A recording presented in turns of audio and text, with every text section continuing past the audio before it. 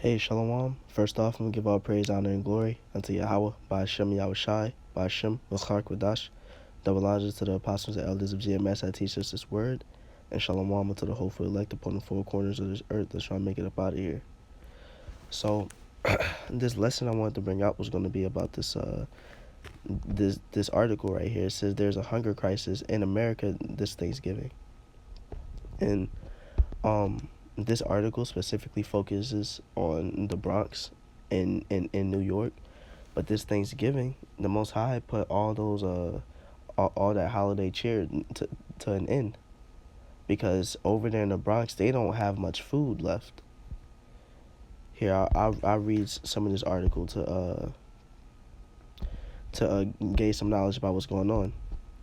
So it says it took just 10 minutes for Regina Status to pick up her Thanksgiving basket in front of her Bronx, New York apartment. A last-minute delivery from Agatha House Foundation, a local food pantry, arrived just in time. But in those few minutes, Status slowly pushed her food cart, fighting the cold and the whipping wind she said took her breath away. In many ways, it represents her life over the past few months. And that goes into that scripture, pray that your flight be not in winter, because they have to go out and go get these food pantries, these boxes of food while it's cold, and it gets cold in New York. So their flight is in winter right now, and they're going through it.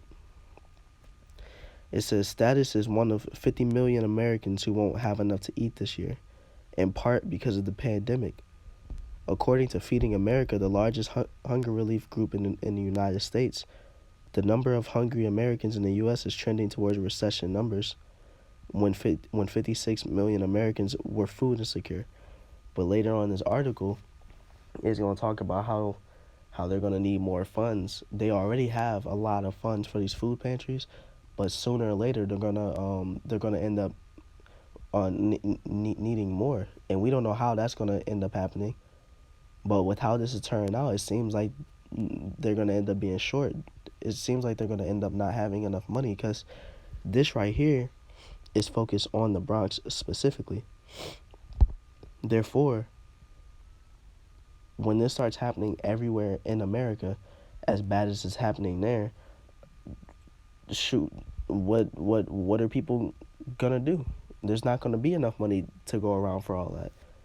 America's already in a pothole of debt.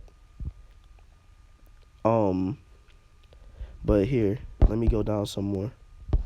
And the Most High is using this COVID-19 virus to put an end to these pagan holidays that people are celebrating. Here, I'll move down some more. And here I want to get a specific statistic that this article talks about. Here, it's talking about what they put in the food pantries or the boxes for them this Thanksgiving. It says this week Agatha House is preparing Thanksgiving baskets for families who would otherwise go without a meal. They are meticulously curated with fresh fruit, a signature Thanksgiving turkey, and even a small gift. Candles and picture frames are tucked inside. So you see these 2/3 and whatnot. They're still trying to stay in this holiday spirit even when they're struggling, and that's going to get them messed up. This is already a sign that they need to chill out with all that. The Most High is already putting this to an end more and more, and they're still tempting him. They're still tempting him. Look, right here, this one this line at the top says, Joseph Greenaway says the pantry has experienced a 100% increase in needs since the pandemic, with many new faces. So that's double the amount of people that were there before. It says a lot of them are coming here to make ends meet. The in-between to just get over the hump. Between their rents and the rest of the bills that have not stopped, they have to come to the food pantry, said Joseph Greenaway. So it's really showing that our people, These 2/3 of our people are really going through it right now. They're still, they don't have the money to take care of their families already, and so now they don't have the money to get more food. There's a shortage of food, and so our people is really suffering right now. These 2/3 are suffering, but there might be 1/3 in elect among these people too. Here it says, the Bronx has the highest number of COVID-19 cases and rate of employment of New York's five boroughs. The Bronx's 15th congressional district has the highest food insecurity rate among children in the country, according to Feeding America. And now that the city's public schools are remote only, it places a higher burden on families to provide meals. So you got a part of this 100% increase. You got all these children who are missing out on meals too, and that shows that the Most High isn't showing anybody mercy. These children can starve too. He's showing that nobody gets showed mercy. He really got this virus moving. He really got this COVID-19 disease, making these prophecies come to pass, as you can see with this famine right here. Here, let me move down some more. Here, so it says Latino and Black households make up the majority of the population in the Bronx. So who are Latinos and Blacks a part of? The 12 tribes of Israel, which is Judah and Issachar. That's the Negroes and the Mexicans, and you got some Puerto Ricans in there too. You got some of Ephraim mixed around, but we might have all different types of tribes in the Bronx right now. Because we're everywhere scattered. But it says Latino and Black households make up the majority of the population in the Bronx. Before the pandemic, Black Americans were nearly 2.5 times as likely to live in food insecure households as white Americans, while Latinos were twice as likely, according to Feeding America. It says in their revised food insecurity projections for 2020, 18 of the 25 counties projected to have the highest 2020 food insecurity rates are majority Black. So you see how it's not talking about white people in the article. It's not talking about how they're struggling. It's talking about specifically Blacks and Latinos. That's our people going through this famine. That's the 2/3 of our people going through this famine. Because it says the 1/3 in the elect of us, we're gonna eat in the last days, and it's only been a few months that this pandemic has hit, and you see the toll is taken on the Bronx right now. So imagine in a little bit more time how much more things are gonna get bad. So here, I'll get a scripture real quick. Revelation chapter 18 verse 8 says, "Therefore shall her plagues come in one day, death and mourning and famine, and she shall be utterly burned with fire, for strong is the Lord Yahweh who judgeth her." So this is just leading up to the last days. We're in the last days right now, as you can see. This prophecy of famine is slowly but surely coming to pass. Verse 9 says, "And the kings of the earth who have committed fornication and lived deliciously with her shall bewail her and lament for her when they shall see the smoke of her burning." Because you see these people committing these acts of wickedness by celebrating this Thanksgiving holiday, by not following what the Most High is telling them to do, and so the Most High is putting all that to a stop slowly but surely. But they're still celebrating this holiday. They're still not listening. Verse 10 says, "Standing afar off for the fear of her torment, saying, Alas, alas, that great city, Babylon, that mighty city, for in 1 hour is thy judgment come." So it says that 1 hour is going to come soon. It's going to come swift. And so you see it's bad right now. It's going to get progressively worse and fast. It's going to spread more than just the Bronx. It's going to get way worse than just the Bronx and counties in New York. This is going to be a whole widespread America thing. So here, I'll move down in this article a little bit. It says, in April, the USDA allocated $850 million for food banks, administrative costs, and food purchases through the CARES Act. The Department of Agriculture says it has an additional 873.3 million available to purchase the agricultural products for food banks. But Feeding America says the need for additional federal aid will grow in the coming months. So they got all this money, but they're still going to need more in these coming months. That's just showing that it's about to get worse and worse. It's saying that they have this amount of money, all this money for this food to give people, but they're still going to need more in the coming months. It says, unfortunately, the need continues. We estimate that over the course of the next 12 months, the gap between what we have and what our neighbors are going to need is about 8 billion meals. So you see, this is getting worse and worse. And they're relying on Biden. It says the incoming Biden administration will inherit a hunger crisis. So they're going to be relying on Biden and his administration to provide that food, to provide that money. But a lot of people ain't gonna have it once they run out of this fund that they have in the next coming months.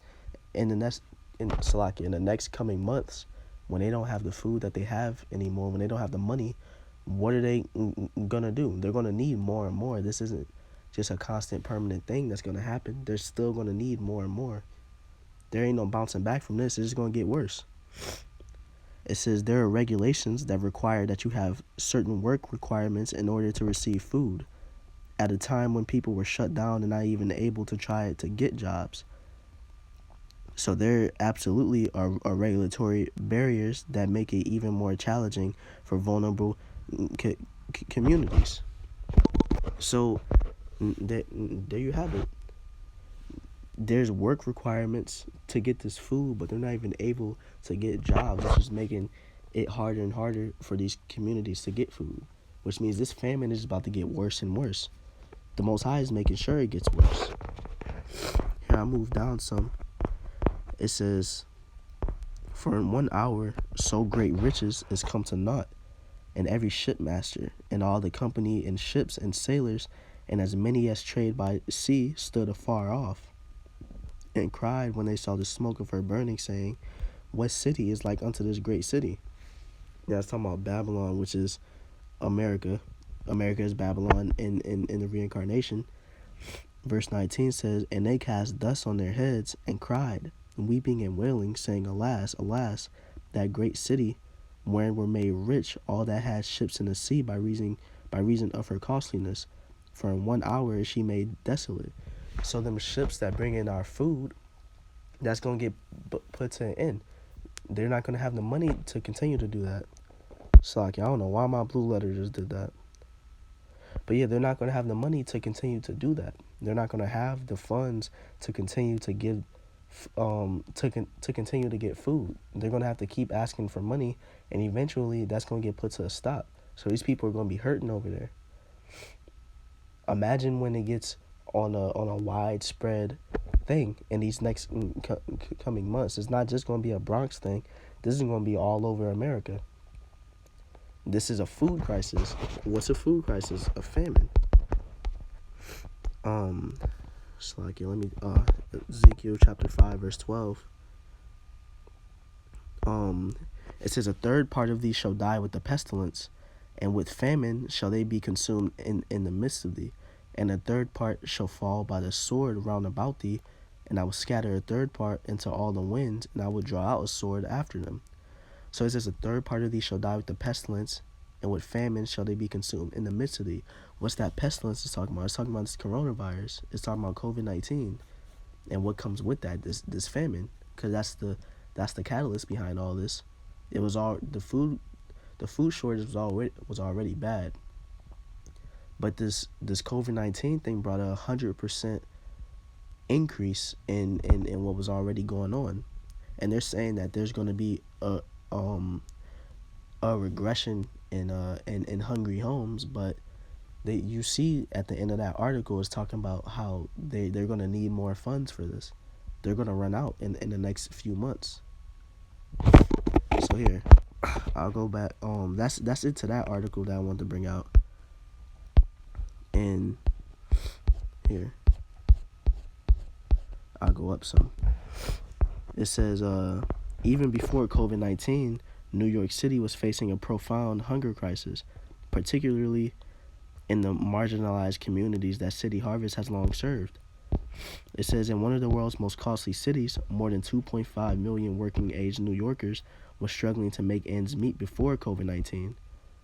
It says nearly 1.2 million New Yorkers were experiencing food insecurity, including 1 in 5 New York City children. It says 1.5 plus New Yorkers are struggling to feed themselves and their families right now, a 38% increase over pre-COVID-19 figures. I just want to point out, here, let me get the date for this. This article, Slakia, I can't find the date right now, but this article was made in October. And it says 38%, a 38% increase over pre-COVID-19 figures. But the article that I read by CNN, this article right here, was made in November 25th. So it's only been a month. And you see how much things have ramped up, how worse and worse things have gotten in a month's time. So imagine what's going to happen in the next few months. Things are just going to get worse and worse. But who is still going to be able to eat? The Most High's elect.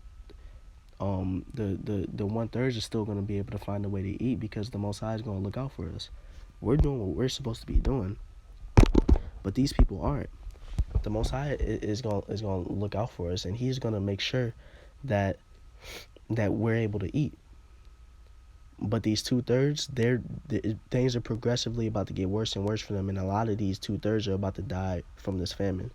They're going to meet their end because of this famine.